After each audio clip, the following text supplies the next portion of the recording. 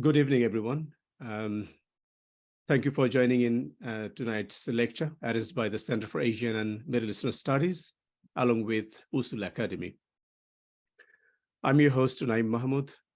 Tonight, we are to have the fifth lecture of the series, Applied Multiplexity, Ibn Khaldun as an example. The aim of the series is to understand Ibn Khaldun's multiplex approach to social science.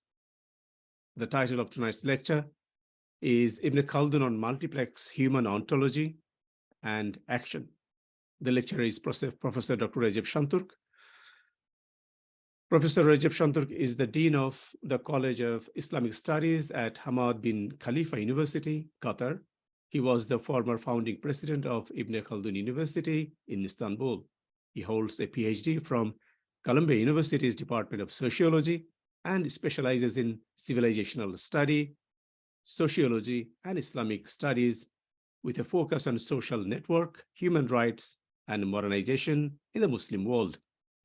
He served as a researcher at the Center for Islamic Studies in Istanbul and is the founding director of the Alliance of Civilizations Institute. He is the head of International Ibn Khaldun Society and has a seat on the editorial boards of multiple academic journals.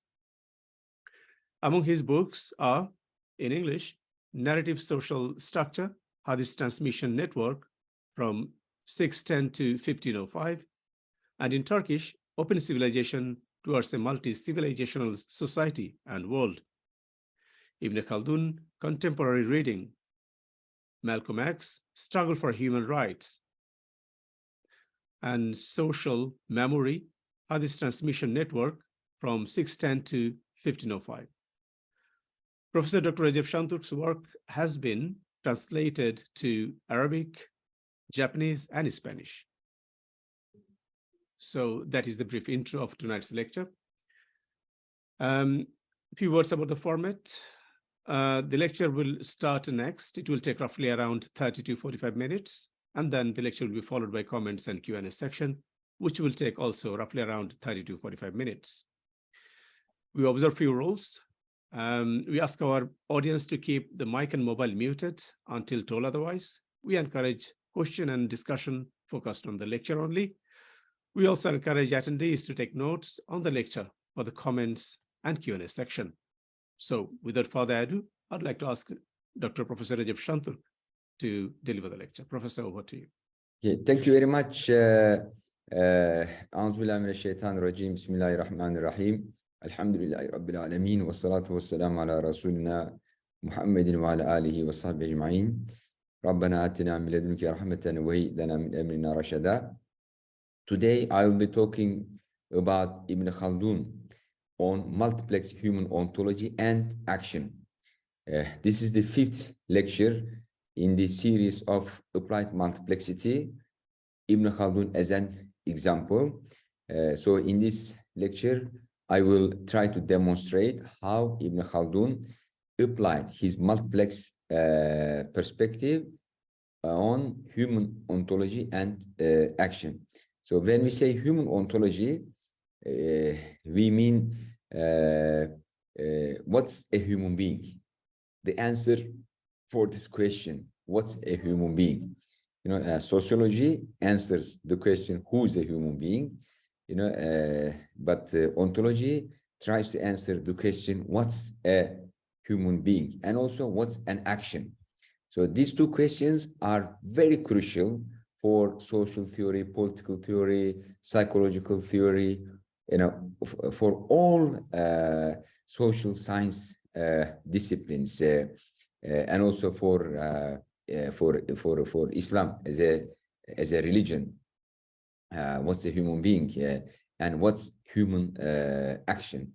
So in this lecture, I will be talking about what's a human being, what's human action from the perspective of Ibn Khaldun, and I will also demonstrate its ramifications on social theory and social sciences.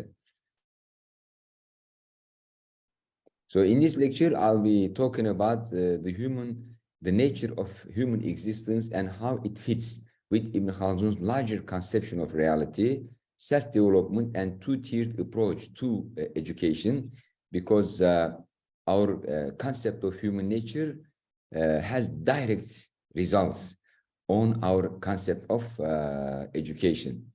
And human nature and humans as social political beings, the social world, which Ibn Khaldun calls Umran, that emerges from human actions as the subject matter of Ilm Umran, because the subject matter for Ilm Umran is Umran, which is social world. According to Ibn Khaldun, there is hierarchy in existence, and he divides the world into two categories: Alamul Anasir and Alamul Takwin.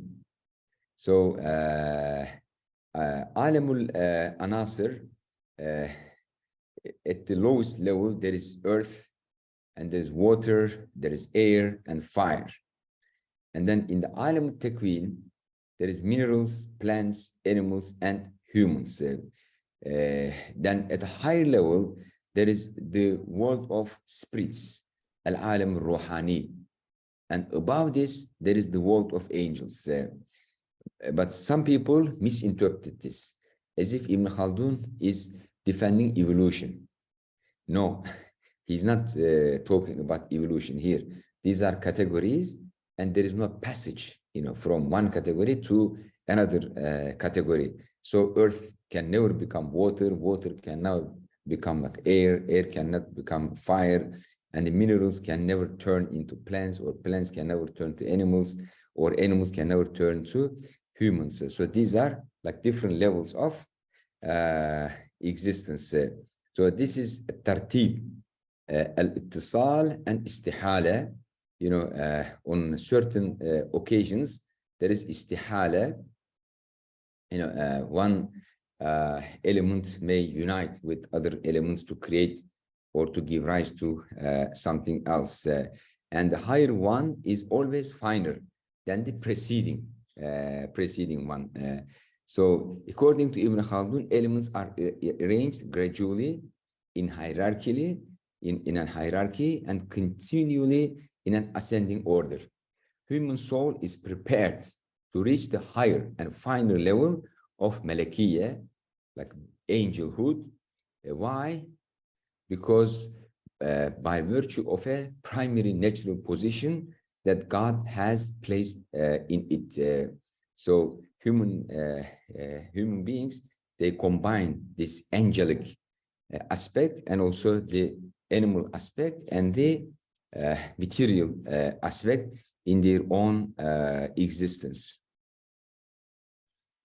So there are different levels of human existence. So according to Ibn Khaldun, through sound intuition, al-wijdan as-sahih, through internal awareness, through internal intuition and consciousness, we know that there are distinct worlds. The world of sensual perception, alam al-hiss, the world of human soul, alam al-nafs al-insaniya, and the world of souls and angels, alam al-arwah wal-malaika. So we know that these worlds exist through our inner consciousness and inner awareness. So there are animals, human beings, and angels. So alam al-hiss, alam al-nafs al-insaniya, and alam al-arwah wal-malaika. So at the lowest level, the bashariya, then ruhaniya, then malakiya, and these capacities exist in human beings depending on how a human being is educated, trained. So some people may remain at the level of just bodily needs, but some others may be educated and improve themselves, to nourish their soul. Then some even develop themselves more, to get close to the level of angels. So you see that according to Ibn Khaldun, human nature is fluid and open to improve. It's not fixed. it's not like machine, it's something fluid, but moving to higher levels requires education and human effort. So we see that Ibn Khaldun is using multiplex human ontology. While humans are physically part of the animal kingdom, they are distinguished from other animals by their God-given ability to think, akıl, ruh, kalb. The soul is constantly moving either upwards or downwards, depending on their power of thinking, knowledge, education. The human soul, which is the essence of humans, desires to be free from the grip of animal powers, animal desires, and transcend its natural preparedness, bilquwa, this potential to proceed to active intellection by assimilating itself, bilfi'l, in practice, to the highest spiritual beings and become like angels. So we are in the middle of animal nature and also angel, angelic qualities. So depending on like how we lead a life, we may descend to asfal safilin and like live like animals, ulaika kal an'ami bal adallu sabila, or move upward and internalize angelic qualities. So this process of transformation depends on education, depends on human efforts, from humanity to angelic nature, and it may occur through like either way or both ways, deliberate effort to purify the soul, spiritual practices such as praying, fasting, constant remembrance of God. So this is like tazkiyah or ta'lim, to help to cultivate the natural disposition towards angelicality that's present in every soul, as seen in the example of awliya. So this is something, it's a result of one's efforts, through education, through pious practices for the purification of the soul, tazkiyah and ta'lim. But at the same time, this upward movement, this elevation may occur naturally, and this is in the case of Anbiya'ullah, messengers of Allah Ta'ala. So for them, this is God's will, and it happens to them naturally. But for regular human beings, it requires their own effort. Of course, there is a grace by Allah Ta'ala also, but human effort is important. So because nubuwwat is something that cannot be gained by human effort, but being a waliullah and getting closer to Allah Ta'ala can be gained through human effort. So what's the role of education in this process? How this intellectual and moral development take place? So Ibn Khaldun classifies beings into two categories: things that exist independently of the human beings, things that exist wholly and perfect. For instance, sky, stars, internal and external organs of the body, animals, they are perfect, and they don't change. There's no room to improve them. But there are things that are not yet complete and created to accept improvement and perfection, takmil, if the conditions are met. For instance, human beings, like animals, they are, they are perfect, and there is no more room for them to improve, their creation. Maybe they may be educated to teach them some skills, but it's not like a major improvement. But for human beings, when they are born, when they grow up, they are open to improvement and perfection. So the human beings need perfection in two areas. Intellectually, so Ibn Khaldun writes, the human being in his original condition is created without knowledge, unaware of the worlds created by Allah Ta'ala. So this requires academic, intellectual, rational education. But also human beings are open to perfection in morality. So Ibn Khaldun wrote, having the appetitive self under the control of reason is the ideal mental and spiritual state for a human being. So you see both intellectual development and moral development, they require education. So there's a big difference when it comes to what it is and what it ought to be regarding human beings. But for giraffes, what it is and what ought to be is the same. So how you are going to move from what it is as a human being to what you ought to be, this requires education, training, and also your own effort and struggle.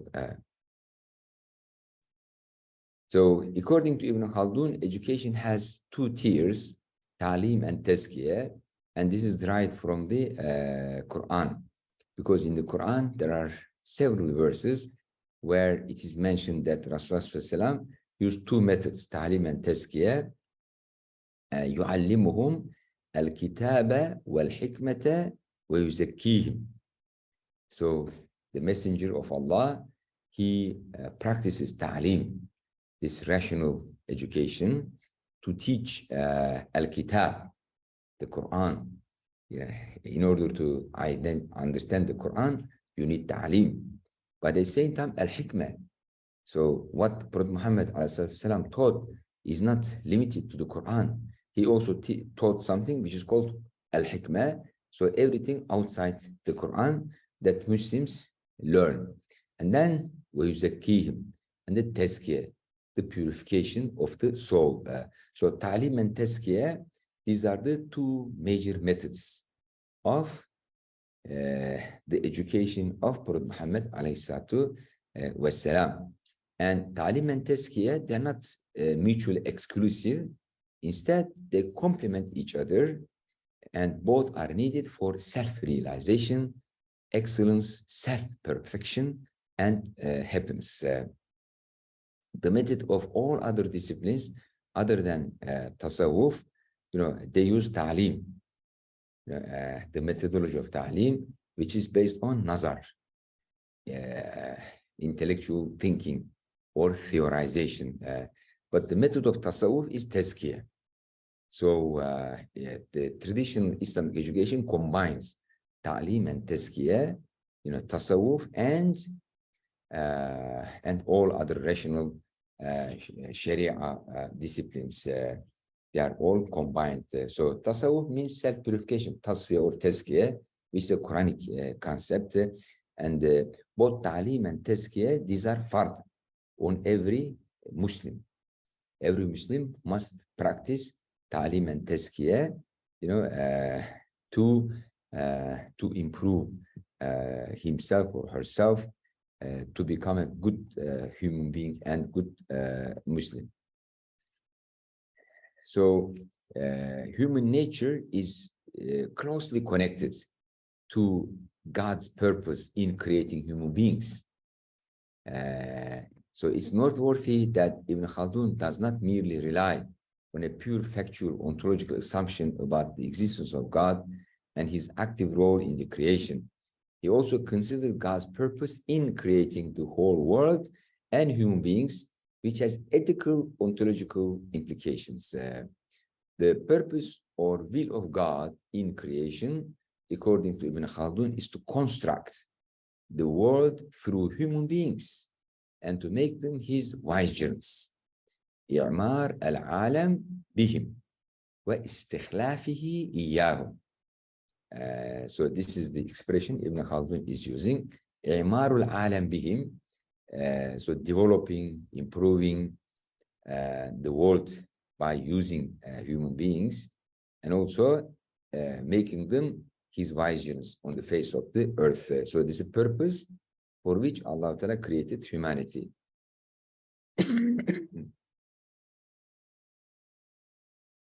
Ibn Khaldun asserts that this is the essence of what Umran means. So Umran means society, social world, which is the subject matter of his new science. So Ilm Umran means science of society. So according to Ibn Khaldun, as I have mentioned earlier, Umran, Hadara, Umran, Medeniyet, and İçtima Beşeri. These are synonymous concepts. So he says İçtima Beşeri or İçtima İnsani are used by Fuqaha and Mutakellimun, and Medeniyet is used by philosophers like Ibn Sina and Farabi and Ibn Rushd, and he says, I am using Umran. Ibn Khaldun's acknowledgement of God's purpose in creation allowed him to view the world and human beings not only as factual entities, but also as entities with intrinsic value and ethical implications.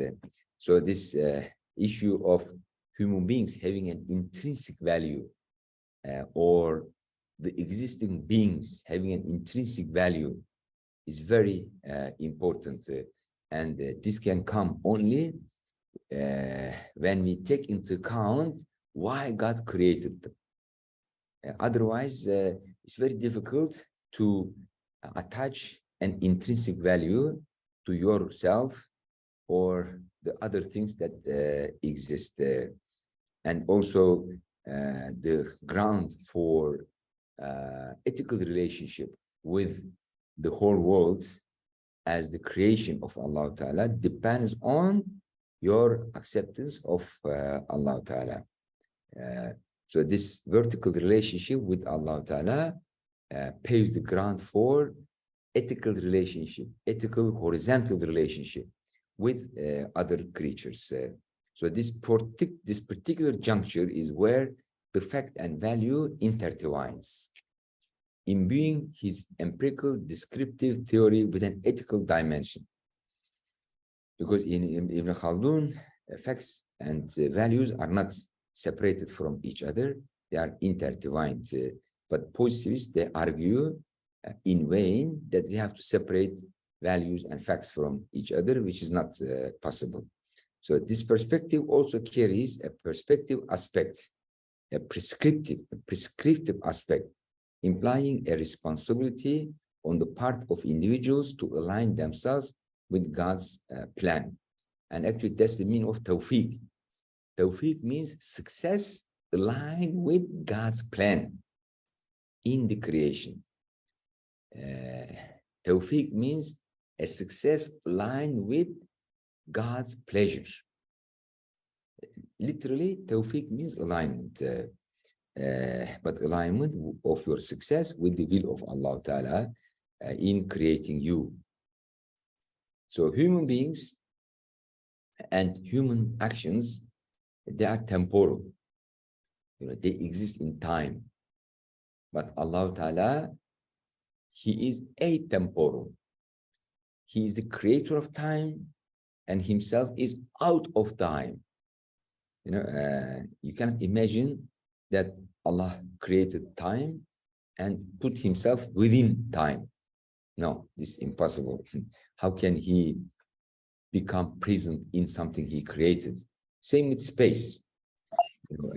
Allah Ta'ala is above and beyond time and space. He's the creator of time and space. So Allah Ta'ala is Qadim, pre-eternal, atemporal. But then there are other beings, they are originated, created. They are called hadith. Yeah, so the existence of Allah Ta'ala is necessary. He is wajib al-wujud. He is al-qadim, and he has the attribute of al-qiyam bi-nafsihi. He exists by himself. He doesn't need anyone, to help him to continue his existence. But those other beings, they are hadith, and they are mumk al-wujud, and they rely on God's providence to be able to maintain their existence. So these beings, they are temporal, they are within time, and they are within space. So they are called al-kainat or alam al-hawadith. And this al-kainat and alam al-hawadith, they are divided into two categories by Ibn Khaldun: pure essences, jawhar, and then the awards, that are attached to jawhar. So there are things and human actions. So the human action and its results are part of the al-kainat, alam al-hawadith. So the outcome of human actions is the social world, is the civilization, is al-umran.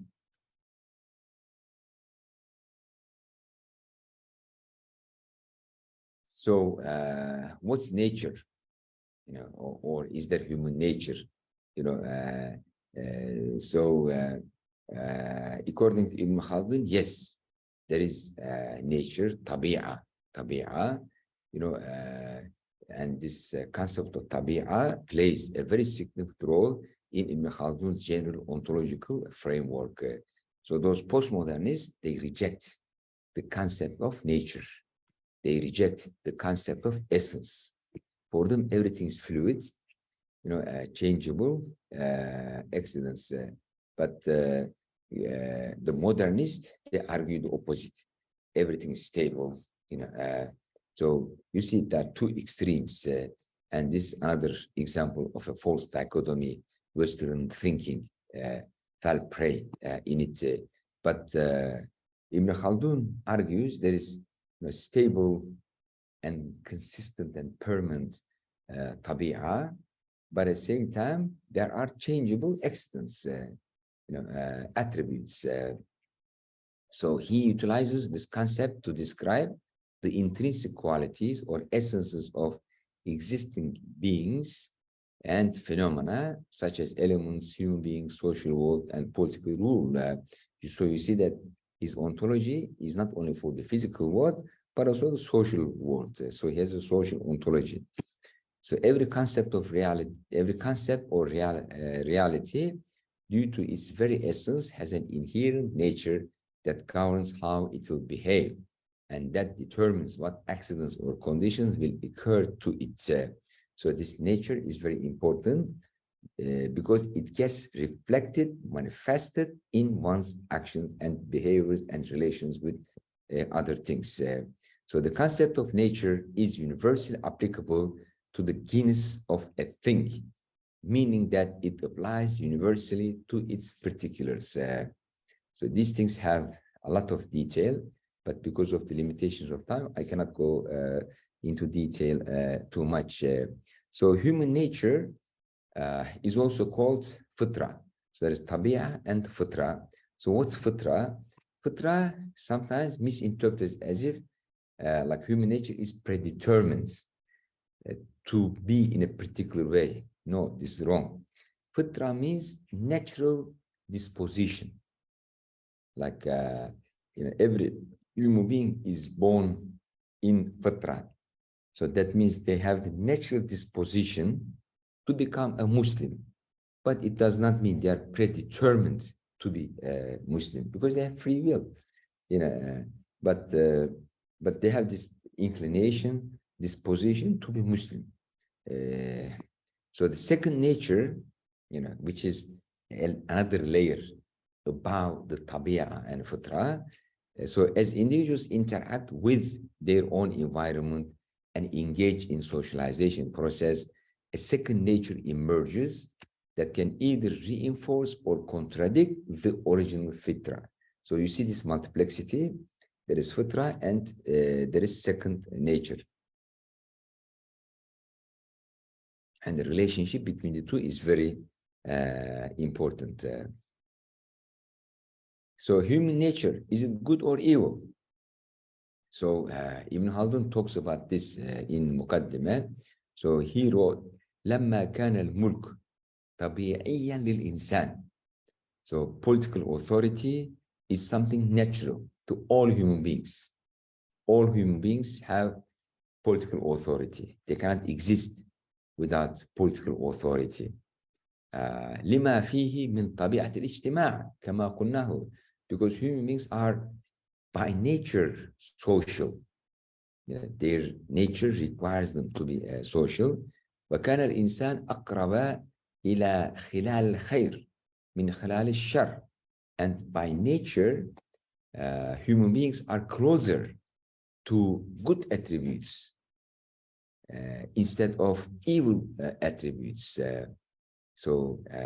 Because this is the meaning of fitra, that we are closer, more inclined, strongly dispositioned to good qualities rather than evil qualities. بأصل فطرته وقوته الناطقة العاقلة. So two things make us closer to goodness. Our fitra, our nature, with which we are born, this disposition, this natural disposition, and the second important factor is our intellect. Allah Ta'ala bestowed upon us. So the fitra and intellect or reason pushes us to become good. لأن الشر إنما جاءه من قبل القوى الحيوانية التي فيه. But at the same time, there's an opposing force, which is animalistic powers in human beings. So they push them towards evil. وأما من حيث هو إنسان فهو إلى الخير وخلاله أقرب. But with respect to the fact that, he is a human being, she is a human being, simply because of this, he is closer to good nature. He is closer to goodness rather than evil. So this is a big debate in social theory, whether human nature is good or evil. Some social theories are grounded on the assumption that human nature is evil. Some religions, some civilizations, like in Christianity, there is like original sin. People are born with this. But in Islam, people are born with fitra, which is good. So like all social theories, all religions, they have some kind of presumption about human nature, whether it's good or evil. So Ibn Khaldun, because he's Muslim, so he's arguing that human nature is originally good because of the fitra and because of the human intellect. But there's an opposing force drawing him to become evil. والملك والسياسة إنما كان له من حيث هو إنسان. So, this authority, political authority and politics, these became possible because we are human beings. Only human beings can practice siyasa, politics, and only human beings can build using their own will this political authority.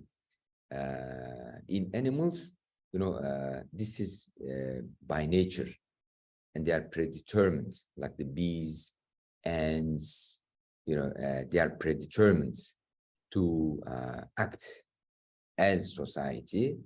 And Ibn Khaldun calls it ilhami.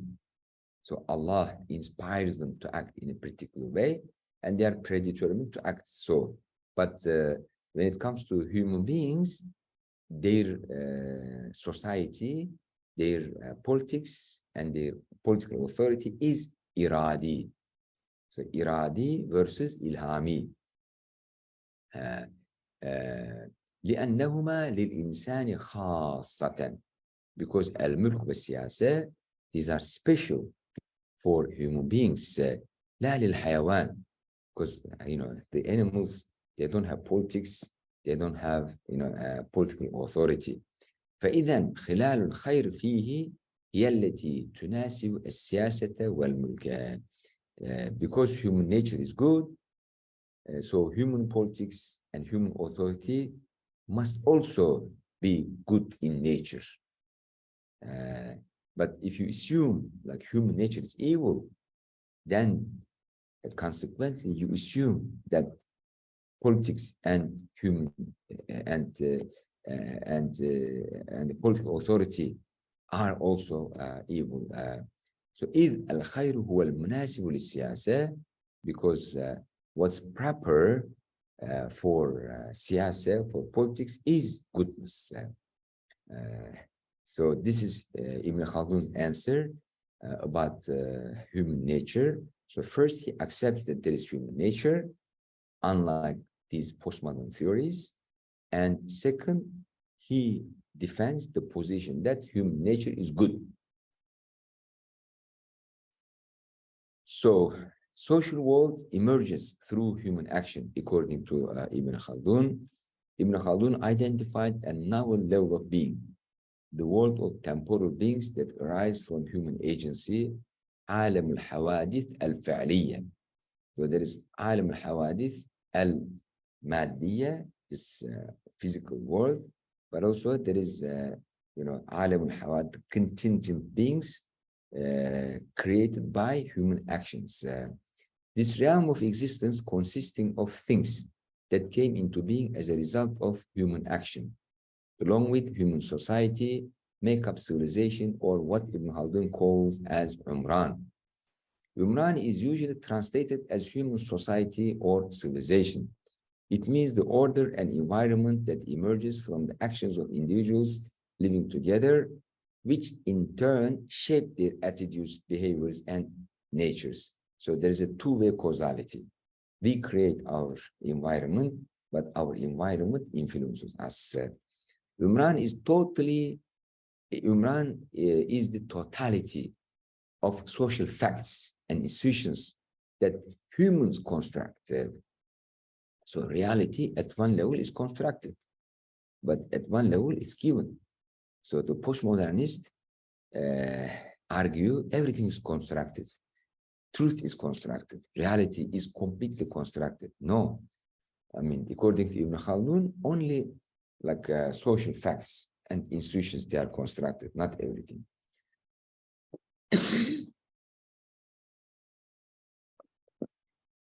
It's a self-contained entity that has its own nature and existence as a being in its own right, with its own beingness or essence. One of the original contributions of Ibn Khaldun is that he developed a new science called Ilm Umran, whose subject matter is, mawdu' is the social world that emerges from human actions. So Umran is created by af'al, as he called عالم الحوادث الفعلية. So Umran means عالم الحوادث الفعلية. So he viewed the social world as an ontological entity, as a being, qua-being, predating John Searle in his accounts of social ontology. Actually, this is the innovation and contribution of Ibn Khaldun, turning society into a subject of a discipline and seeing society as an ontological being. So human action in the outside world materializes only through thinking about the order of things. Okay, so so thinking precedes action. So first fikr, then amal. Thus human action, so this is how Ibn Khaldun wrote, thus human action in the outside world materializes only through thinking about the order of things, since things are based upon each other. After he has finalized thinking, he starts doing things. His thinking starts with the thing that comes last in the causal chain and is done last. His action starts with the first thing in the causal chain, which thinking reaches last. Once this order is taken into consideration, human actions proceed in a well-arranged manner. So the beginning of action is the end of thinking. And the beginning of thinking is the end of action. So in conclusion, I would like to stress one more time that Ibn Khaldun's human ontology presents a multi-layered understanding of human nature. He highlights the innate potential of the human soul to attain higher levels of spirituality and emphasizes the role of humans as vicegerents of God in the creation of the world. The self-development of human beings is achieved in intellectual and moral grounds through two-tiered education, ta'lim and tazkiyah. The distinction between fitra and second nature provides insight into the dynamic nature of human behavior, which is influenced by both innate tendencies and external factors. You see, his approach is multiplex. That's why he's combining different levels, different factors. Otherwise, these things are seen by many thinkers as mutually exclusive. Ibn Khaldun's human ontology continues to be relevant today in shaping our understanding of human nature and its potential for spiritual growth and ethical behavior. So he gives us a pedagogy, a philosophy of education for human development, human education to elevate human beings from the level of animalistic lifestyle to angelic lifestyle. Okay, thank you very much. So I stop here and we can continue with your questions if you have any. Thank you. Assalamu alaikum. Thank you, Professor Şentürk. I've managed to join finally. The computer was not playing my game today. Welcome everyone, and thank you for attending today's event. I'm going to take over the question and answer sessions, hopefully just moderate our last half of this session. So I really am grateful for Professor Şentürk for his presentation. I hope you have all listened intently. There's a lot of new ideas and concepts there to digest. I'd like to open the floor for comments and question answers, mainly focused on this lecture. And if you have taken any notes, please do share, or any clarification is required, please do. So if somebody, yes, I can see hands up. So if you put your hands up, and if I call your name, kindly unmute and do ask your question or make your comment. Thank you. So I think the first hand I can see on my list is Mr. Wazir. Can you kindly ask your question, please? Unmute yourself and yeah. Assalamu alaikum. Wa alaikum salam. How are you? I would like you to, Alhamdulillah, I'm okay. I would like you to explain the three dimensions or the three levels of understanding, from the basic level to the Ruhaniya level to the angelic level. Explain a little more. And two, what method do we use to travel to that course, to reach? Yes, yeah, this is the essence of my presentation. Because human ontology, according to Ibn Khaldun, consists of body, mind, and soul. Like our body is what we share, common, like at the physical existence level. We are at the level of animals, because animals also have their body, right? So we're not different from them. But when it comes to mind, we have an intellect, which doesn't exist in animals. So this is a second level of existence. But above mind, we have soul or spiritual heart. So some people focus only on their bodily needs. This is the modern and postmodern civilization. You know, they say, you know, we are our body. That's it. You know, no mind, no soul. They just focus on the body alone. And they built their civilization based on this wrong premise.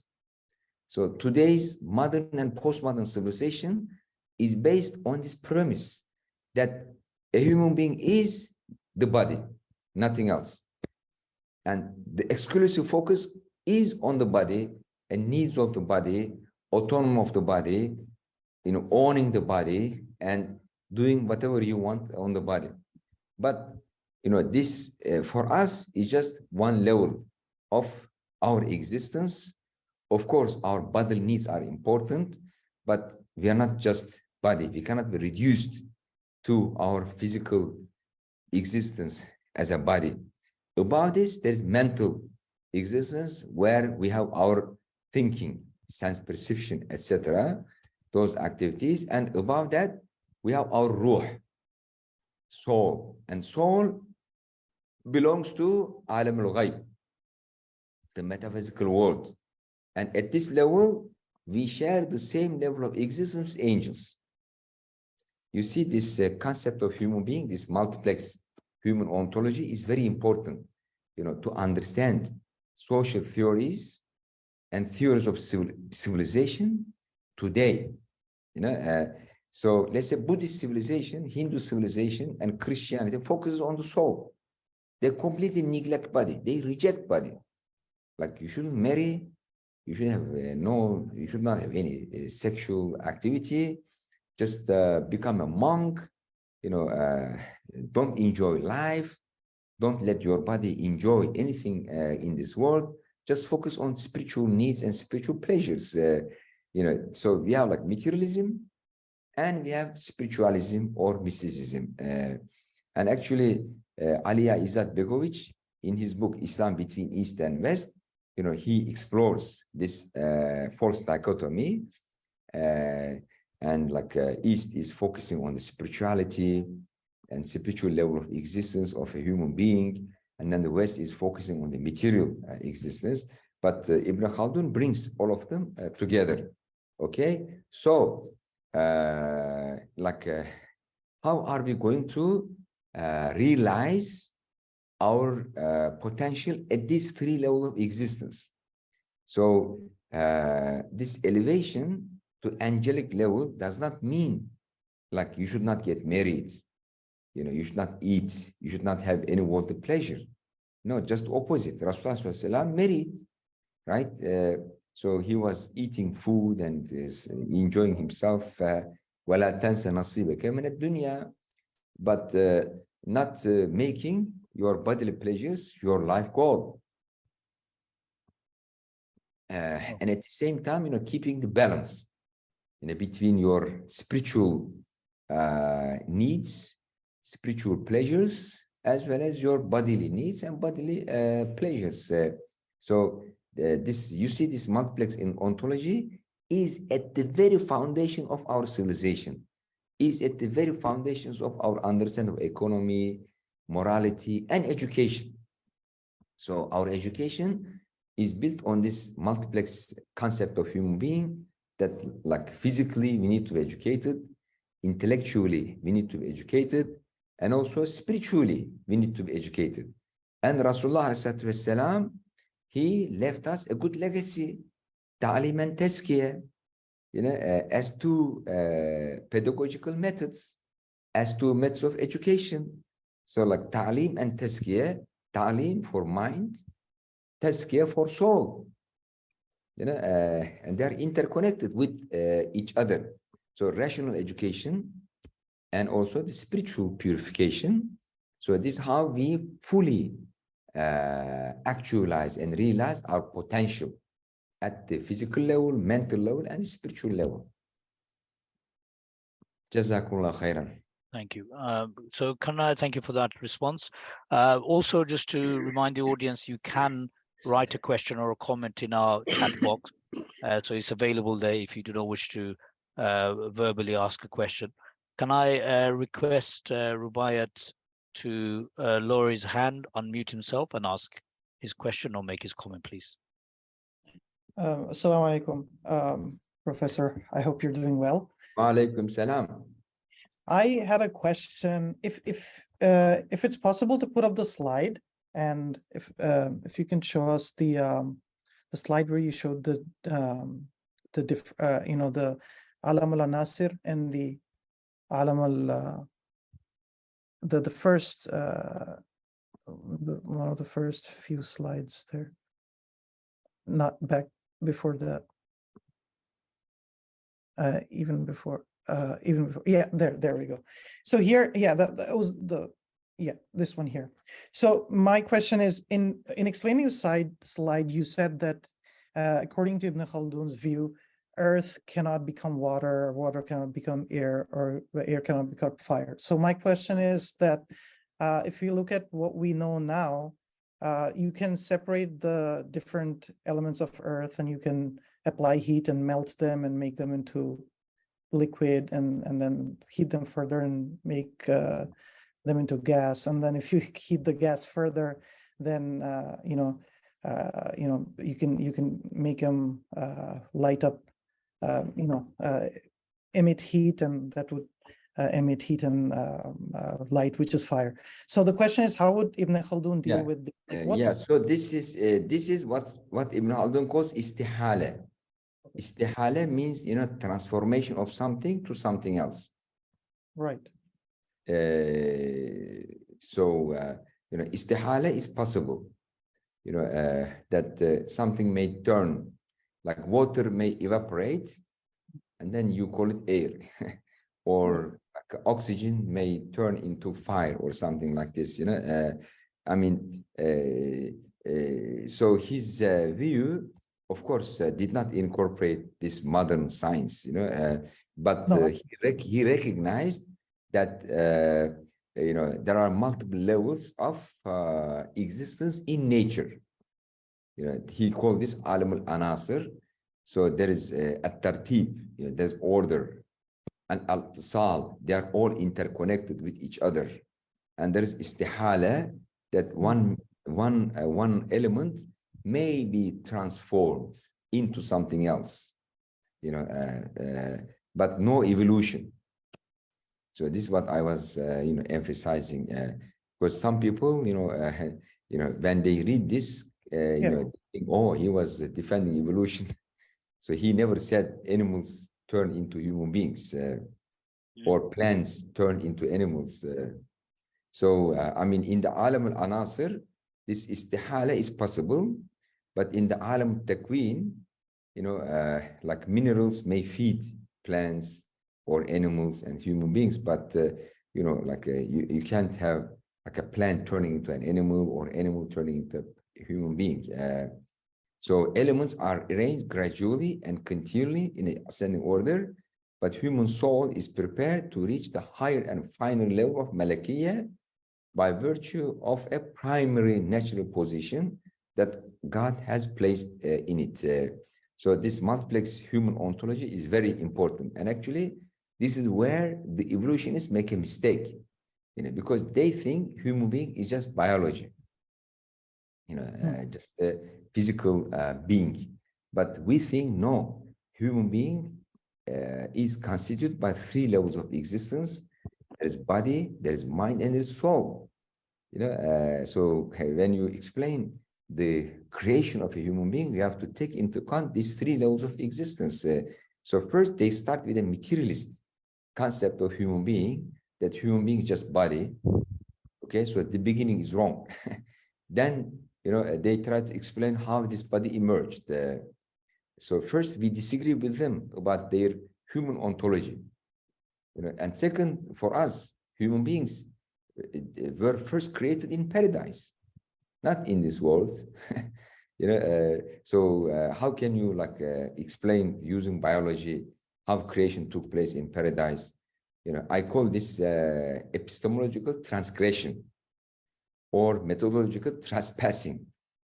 Right. If biology is an empirical science, they should do empirical research. But if they try to make speculations and claims about something which took place millions of years ago or hundreds of thousands of years ago, this is epistemological transgression, methodological transpassing. They should focus on the empirical research as science. So first they argue that science is based on like empirical research, and then they make this kind of speculations which contradict by themselves. Okay, I think this is clear, right? Yeah. Thank you. So if you want further clarification about, you probably can come back or maybe re-clarify something on that. We have another hand up patiently, Sajjad Chowdhury. If you'd be kind enough to lower your hand and unmute yourself, then we'll go to a question in the comments section after that. Yeah. So, Alaikum salam. Thank you very much for the presentation. My question is regarding the motivations that drive human beings in Ibn Khaldun's framework. Yes. You know, generally speaking, when we talk about human, I guess, qualities, you know, we use the word akhlaq, we use the word adab, we use the word fada'il, etc. Right? Yes. Are these the terms that Ibn Khaldun uses? If yes, why? If not, what is the term that he uses? Or Yes. what are the terms that he uses? If you could just shed some light on that, that'd be fantastic. Yeah, Thank actually, this is missing in the presentation. Like, what are the motivations that make people act in a particular way? You know, just to save time, I did not include it there. You know, but That's the next session, inshallah. yeah, you caught me. But I have mentioned there that like the fitra and intellect pushes people to the khair, to the goodness, you know. But then there is al-quwa al-hayawaniyya, the animalistic, hedonistic desires. They push him to the evil side. So here you can, I mean, this needs to be like elaborated, you know, more. So there are motivations, you know, or inspirations coming from our fitra. You know, as I have mentioned, fitra does not mean predetermination. It's just a predisposition, you know. So like we naturally, like our consciousness, you know, tells us to move to the good direction, but we are not forced. But at the same time, our intellect, you know, tells us to move to the right direction. But then we have this animalistic, like aggression, hedonistic desires, you know, etc. So they, you know, move us or motivate us, act in a particular way, which contradicts with what our fitra tells us to do and with what our intellect tells us to do. But here, you see, he didn't mention religion. You know, it's very important. Why? Because what your intellect tells you to do is the same thing what religion tells you to do.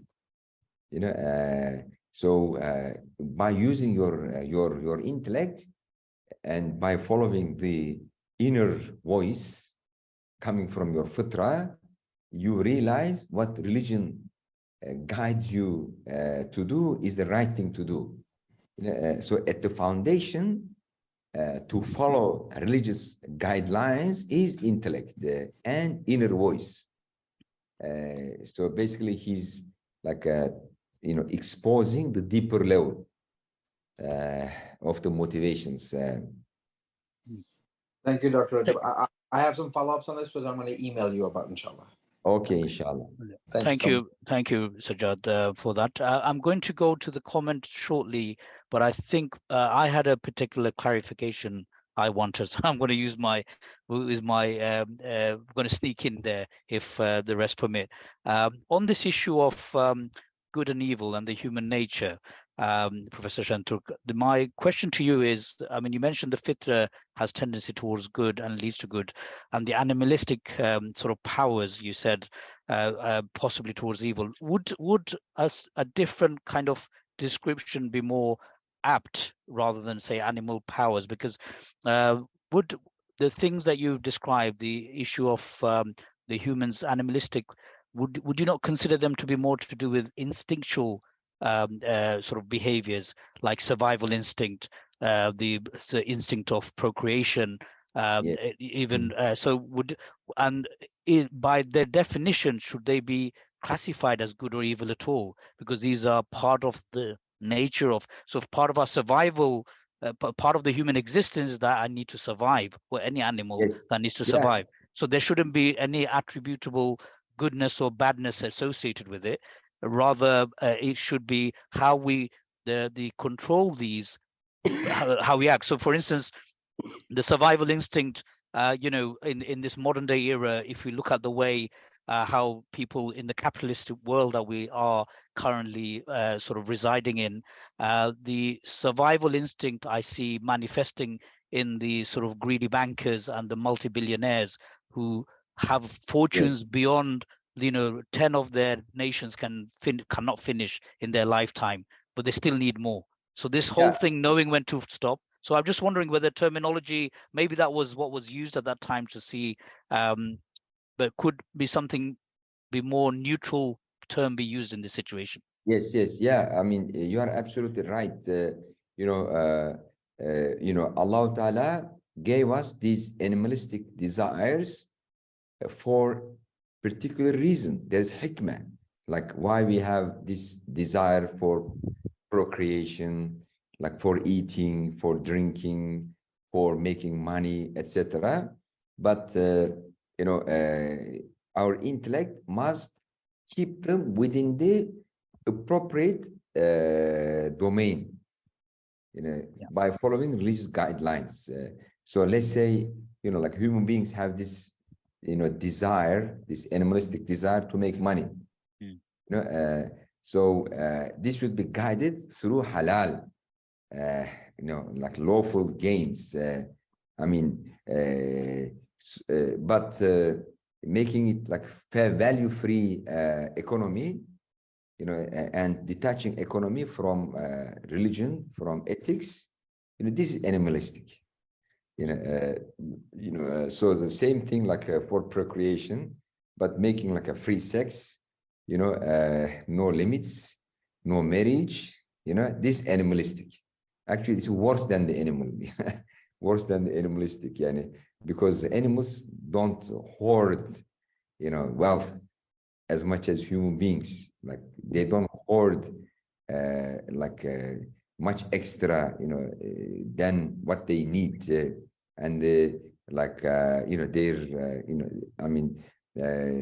but human beings, have this tendency to violate any boundary, when it comes to like guiding their instincts, as you call it. So then becomes hayawani. But otherwise, under normal circumstances, we accept that there is a hikmah, there is a reason why Allah Ta'ala gave us those desires, those motivations, those instincts. We need them to survive, but those instincts should not be turned into ultimate goal of life. True. Then Thank you for that problem. Yeah, thank you. I'm going to just ask the question from our chat box. Aisha Saeed has asked, in our conceptualization, we may propagate a multiplex ontology, but in application and in real life, we remain unable to incorporate this ontology in any of our education systems. As an educationalist and a sociologist, how would you propose to fill this gap? Yeah, we have applied multiplex perspective in our education for 15 centuries. Only by westernizing our education system and letting ourselves to be colonized, we lost this. You know, now we need to bring it back, inshallah ta'ala, in our education. And it's not impossible to do this because we have the heritage of 15 centuries long practice. And we have like people like Ibn Khaldun and people like Imam Ghazali, you know, and many other people, you know, who are still very important, very relevant, very fresh, you know, for us to benefit from. And like this, our project. Of course, it's not going to happen next day, but this our project, you know, to revive the multiplex perspective and to integrate it to our educational system and do our research using this paradigm. And I believe, you know, this is crucial, not only for Muslims, but for the whole world. Look at what those uniplex, materialist, reductionist, hedonistic, you know, perspectives caused humanity. I mean, they brought the whole world to the verge of extinction. I mean, if they continue, you know, practicing their, you know, their materialistic, reductionist, uniplex worldview, they may completely destroy the whole world, and we have no place to live anymore. So it is something like we really need to do it, and there is no other way for us, you know, inshallah ta'ala. And we will work for it, and we will come up with a new curriculum, and this new curriculum will have multiplexity as its soul, you know, while teaching social sciences, natural sciences, literature, and humanities, inshallah ta'ala. And we should all work for this, inshallah ta'ala. This is our dream, this is our project. Okay, Rubaid, you had a follow-up question. If you want to ask again, please lower your hand as well, please. Thank you. Yeah. Professor, as I was listening to your conversation with Dr. Shoaib on this, on the aspect of animal instinct and this, I was thinking that when you said earlier that the religious duties and obligations or religious prohibitions, these are also somewhat like rational as well. I mean, you Ibn Khaldun doesn't call it religious, some of these things are rational. And I got to thinking, and I wanted to check my thinking with you, is that, for example, some of the things that people do in order to, in transgression of other humans' rights or the rights of, you know, environment or animals, it seems like they are not, they're letting their rationality stop at a particular level. They're not extending it beyond to the consequences towards other human beings or the next generation or the environment. So do you think that's you think I got it right in this, in thinking this way? No, absolutely. You know, yeah, I mean, like some people misinterpret Ibn Khaldun. They think he's a secularist rationalist. You know, some people misinterpret him. They say, oh, he's a secularist empiricist. You know, right. And some say, oh, he's a religious person, doesn't care about reason or empiric research, just about the Quran and Hadith and the fiqh. See what I mean? So he brings all of them together. Like our minds, our intellect should be guided and work together with our religion. You know, so like our minds bring us to religion. You know, how do you know like Allah exists? How do you know Prophet Muhammad is the messenger of Allah? How do you know Quran is the true book of Allah? Using your akal, your intellect, right? So your intellect brings you to religion. But after you accept religion, your religion, your intellect, and your sense perception, they work together as an orchestra. You know, there is a check and balance. So in the 20th century, we had many secular rational ideologies: fascism, nationalism, socialism, capitalism, right? But there is no check and balance. Like these are all secular rationalist ideologies, you know, and they caused like two big wars: First World War, Second World War, and then the Cold War. These are all these wars took place in the era, you know, during which secular rationalism dominated the whole world, without any guidance from religion, without any check and balance by religion and morality. So like value-free thinking, this is what they call it. But it's not really free, it's destructive, you know, because you need check and balance. So religion and reason and sense perception must work together. And this is our maratib al-ulum, the multiplex epistemology. So what Ibn Khaldun is saying is that like our reason and our fitra, you know, these are the root motivations, you know, root motivations. So they, because man la aqla lahu la dina lahu, you know, like the person who doesn't have aql cannot have religion. This is our approach, right? I mean, our reason brings us to our religion, and our religion brings us back to our reason. So they work together. This is the multiplexity, you know, this is the complementarity. But in the West, let's say, there is a conflict between reason and religion. But in Islam, just opposite, you know, the Quran makes it obligatory for us to use our reason. Why?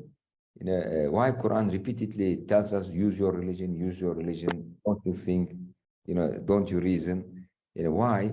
You know, because Allah Ta'ala created in such a way that when we use our reason, we understand that what our religion tells us is the good thing to do.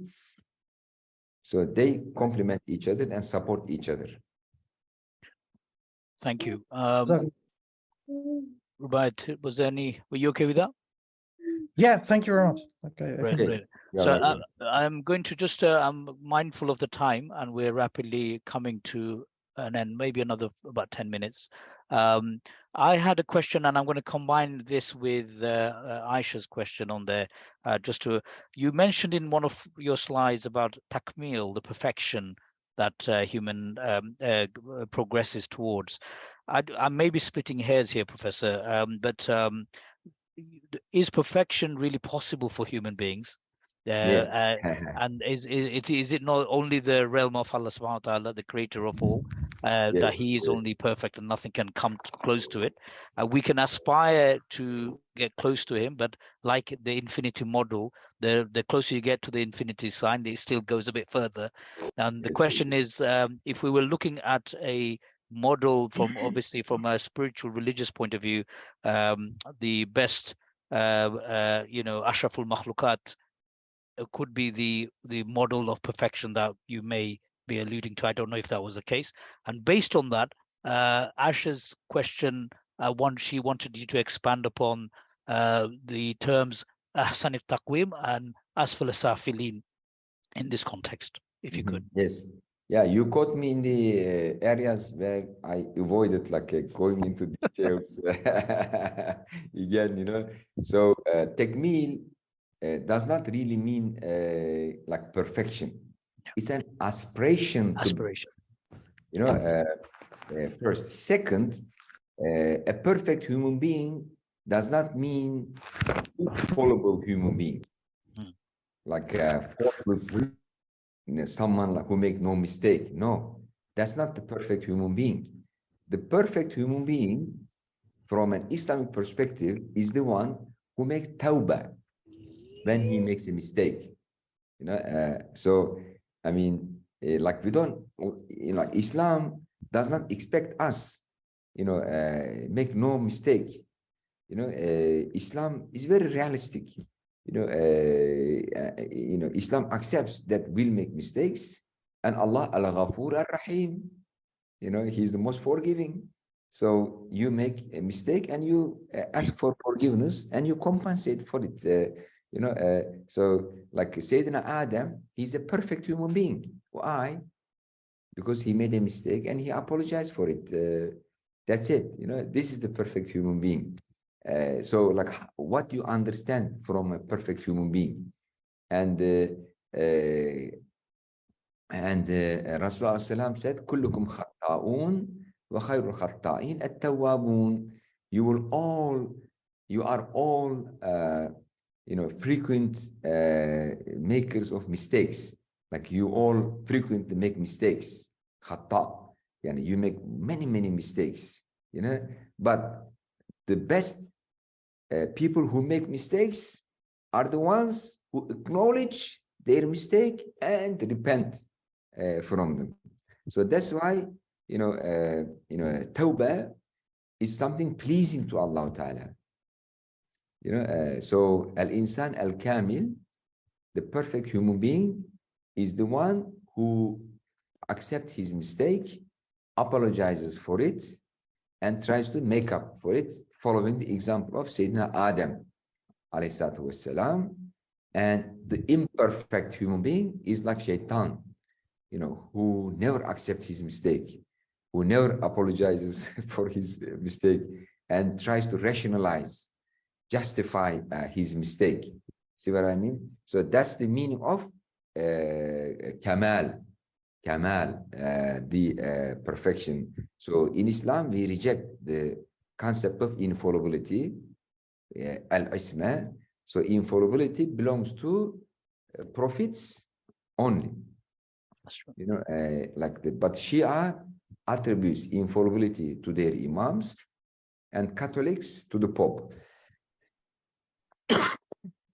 No, thank you for that clarification. Any other comments? I think somebody was asking for your direct contact with an email. Maybe you can let us know or post it in the messaging box, whoever wants to email you any, Professor. So if you're happy to do that in the message box, your email, that'll be really appreciated.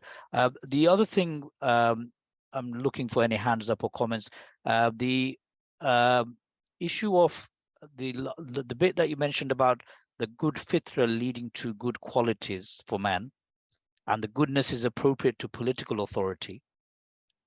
Are you saying, again, a bit of clarification from you on this issue, that the political, are you saying the good fitra, the fitra that leads to goodness then leads to political authority, whereas the animalistic survival instinctive side of things does not necessarily encourage political sort of domination or authority? Is that, I mean, are you saying one doesn't encourage it and the other does? It's not what I meant. No. So there are two types of political authorities and political theories. Yeah.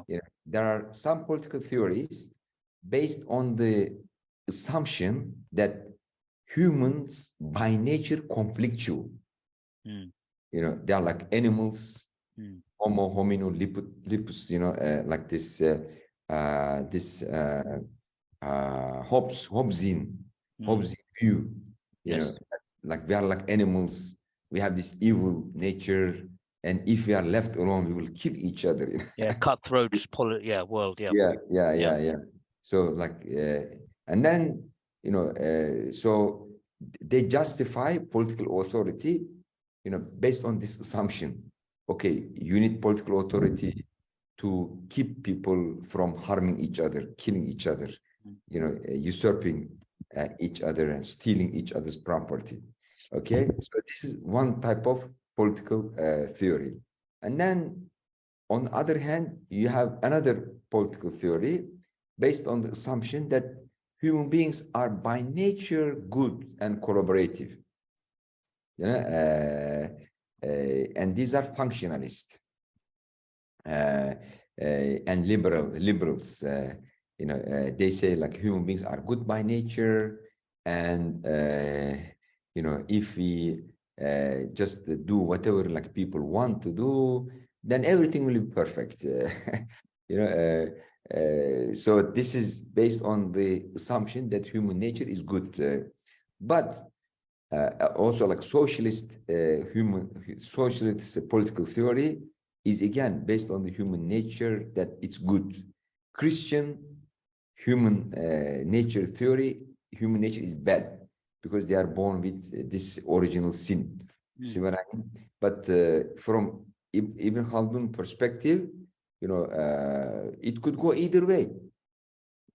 You know, I mean, like we are naturally predispositioned towards good direction, but we are not predetermined. You know, so we could go either way. You know, depending on like how you behave yourself. So Allah gave you the free will.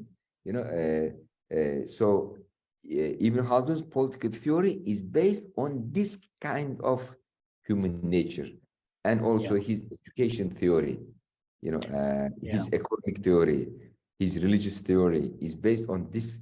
Actually, this for like all Muslim scholars. You know, this is what all they accept. So, like our civilization is based on this concept of human nature. Yeah. So it's almost desecularizing what has been secularized to an extent. I mean, the current world orders that we are experiencing, whether Muslim or non-Muslim world, both regardless of the faith of individuals within society, the apathy, the lack of desire for participation in political systems is something quite stark, actually. I mean, the voter turnouts is probably some of the lowest in history that we're seeing when people say, look, we don't believe any political system can look after us. It's all evil. It's all animalistic in the dog-eat-dog world that we live in. And what's happened as a result, this experience for the last 100+ years of the Muslim world, which have been also been subjected to this sort of authority and sort of animalistic authority, you could say political authority, has led to the Muslim world decoupling this sort of multiplex ontology in terms of their own that their own comfort in life or their own sort of survival and there's a betterment can only be done through political systems. So they themselves have detached from political engagement to an extent, and they feel there's no room for the Islamic version of this within society. So it's a quite interesting sort of emergence, or I guess a reactivation, if that's the right word, of this thinking to multiple level of engagement, including the political side of it. So Ibn Khaldun style, basically. I mean, the problem, with the political systems in the Muslim world, it's not grounded on like Muslims own thinking. It is like imposed on them, or they imported, without knowing the theoretical or philosophical background of it. Like they are so impressed with the Western power. Okay, let's get the same thing so that we can also be very powerful and share the power, without really, critically analyzing the assumptions about human nature those political systems are based on. Sure. Well, thank you. We have reached about an hour and a half into our session.